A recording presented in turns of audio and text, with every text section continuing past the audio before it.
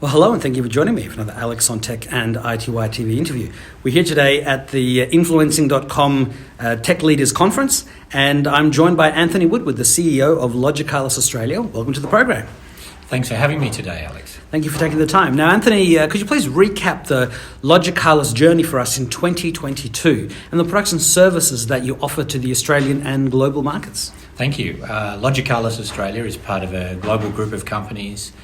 We employ about 7,500 people globally, and we're in 27 countries. In Australia, we're about 300 people. We've been here for quite a long time in the Australian market, and some years ago we purchased Thomas Duryea Consulting, which built out our cloud business. In terms of what we offer in the market currently, we are driven by global lifecycle services, which are very much angled towards ultimately a managed services outcome for customers, because what we are trying to do is enable their innovation by being architects of change and enabling their IT transformation under the covers. Sure, and that's your slogan, Architects of Change. Correct, that's right. Yeah. So how long has Logicalis been doing this for? Yes, Logicalis as a global company has been around for many years. I know that in the Australian market is sort of pushing about 17 years, so it's been around for quite a long time. Yeah, and who are your preferred vendors or partners at the moment in the market? So globally we have Cisco and Microsoft as gold partners. In Australia we also have Dell as a gold partner. That we work a lot with in this particular market, and we have a number of others including Citrix, NetApp, Red Hat, Commvault, and others. So it's quite a broad vendor landscape. Now, as we speak, you're about to make a couple of announcements about some new programs that you're doing. So can you please tell us about those? Yeah, and it's a good segue when you talk about partners. So we've actually built a vendor partner program that we have built in Australia. We've been building it over the last year or so, and we're launching it as we speak. And the idea is that it helps us to really frame how we go to market with partners centred around a customer outcome. And the reason that we built it is to enable us to remain true to what we've agreed to work with vendor partners to deliver. And it also gives vendor partners who'd like to work with us a pathway to accelerate through the organisation. So we have a few different tiers in the partner program, and that governs how we engage with those partners, what we do with them, how we go to market together. And one of the core things that we find works really well with the program is aligning around the customer outcome and the go-to-market, and featuring our unique combination of go-to-markets that really helps us to differentiate in market with customers. Sure, and it's the opposite of the normal vendor partner program, where a vendor is approaching companies to get partnerships, for example. That's correct. So while we still take part and obviously are compliant with those vendor partner programs, this enables us to, yes, you're right, have a program that works internally.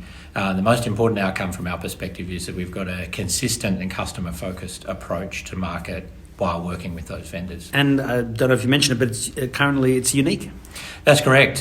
We believe it's unique in the Australian market.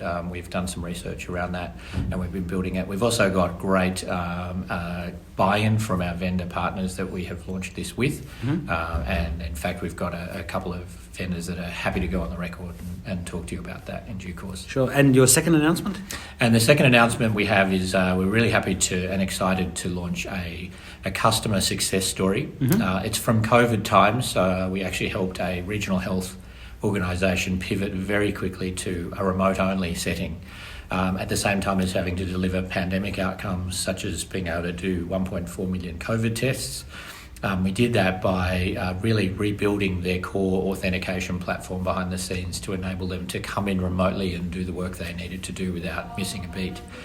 We think it's a great success story in how we've uniquely innovated with those customers, and also with Microsoft at the core of that particular outcome. Yeah, I've heard some stories from some companies in Singapore that helped the Singapore government implement massive changes because of COVID. They had to turn things around in record time.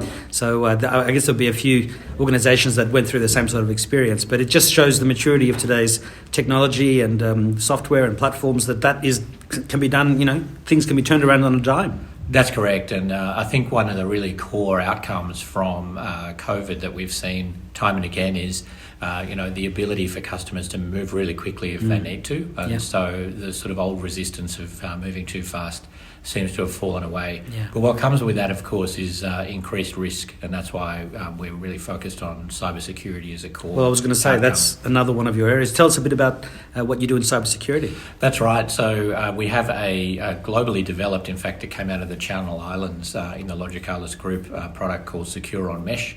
It leverages the Microsoft Azure Sentinel platform and some of the Cisco technologies to help organisations know that their underpinning of their IT platform is secure on an ongoing basis.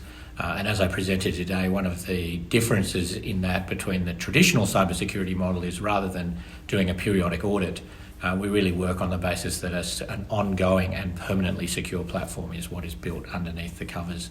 And that approach, we find, helps to actually speed up the pace of innovation for organisations that otherwise would be worried about innovating and not being really too sure about the cybersecurity risks of that. Sure. And with all that digital acceleration that we went through during COVID, I mean, is that momentum continuing?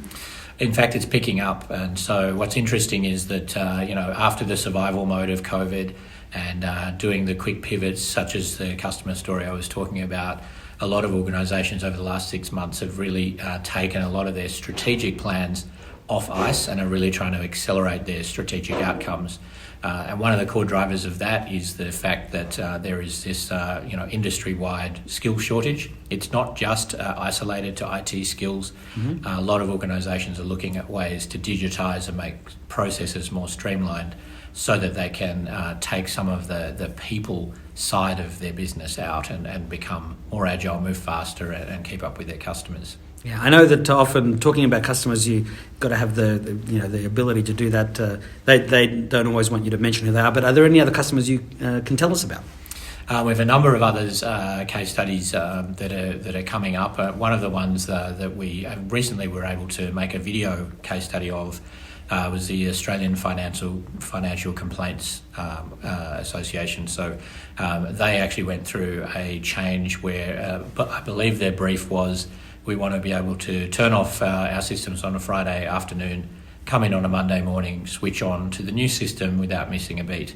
And we did that. One of the core outcomes that they were looking for was this concept of working in neighbourhoods, which are not physical neighbourhoods. What they wanted to do was to enable flexible and remote working capabilities through this concept of working neighbourhoods that was facilitated by the network and security technologies of Cisco that we brought together to deliver that.